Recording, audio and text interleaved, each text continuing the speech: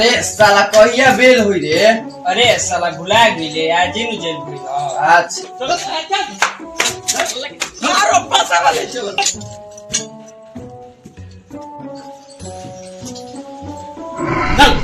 भाई ताकत अपने आखिर इच्छा से कल सोच कर रखिए कि भोर में 5 बजे जब फांसी हुई बदमाशी मत करिए सर। कल सुबह आए क्या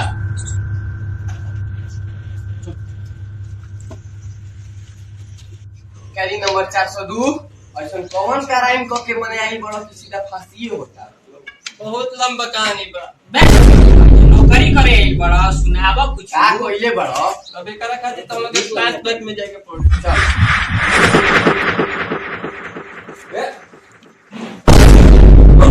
10 बज गया सो रहा है। उठ किसे कराए मुझे बोल कर अरे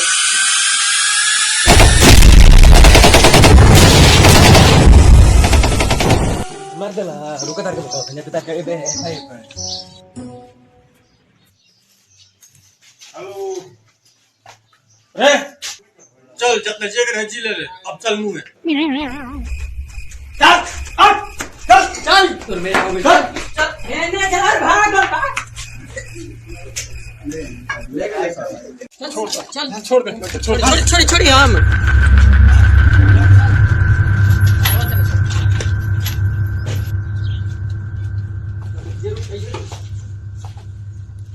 हाँ तो बोलो क्या सोचा है अपनी आखिरी इच्छा। हमारा आखिरी इच्छा बा कि जो जज हमारे के कैदी बनेले बा उ जज हमारे सामने नाचो। सावधान सब आ रहे हैं।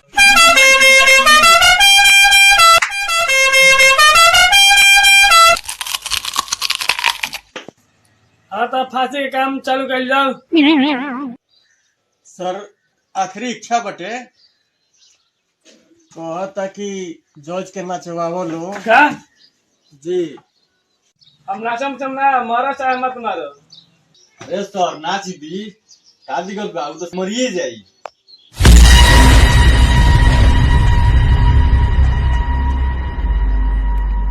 शुरू कर लो।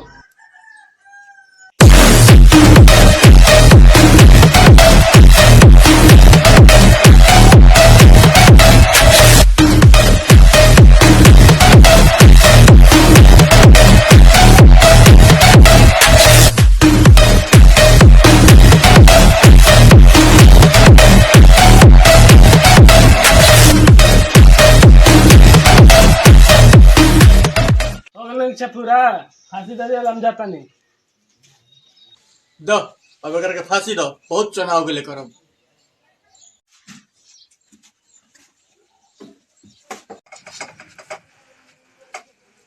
एगो इच्छा औरी बा। हां की हे चल मुआव रे मुआव